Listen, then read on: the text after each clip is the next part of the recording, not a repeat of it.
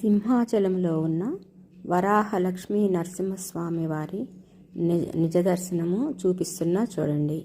స్వామివారికి ఇక్కడ పంచామృతాలతోటి స్నానం చేయిస్తారు. పసుపుతోటి, తేనెతోటి, కుంకుమతోటి, పసుపుతోటి, ద్రాక్షరసంతోటి, పాలతోటి అభిషేకము చేస్తారు. అభిషేకం చేసిన తర్వాత చందనోత్సవం అంటారనమాట. చందనోత్సవం అంటే గంధముతోటి స్వామివారిని పూర్తిగా అలంకారం చేస్తారు. స్వామివారు దీనినే చందనోత్సవము అంటారు. ప్రతి సంవత్సరానికి ఒక్కసారి మాత్రమే మనకి స్వామివారి యొక్క నిజ దర్శనము మనకి చూపిస్తారు.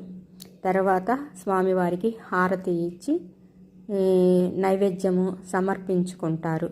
ఇది ప్రతి సంవత్సరము ఒక్కసారి మాత్రమే.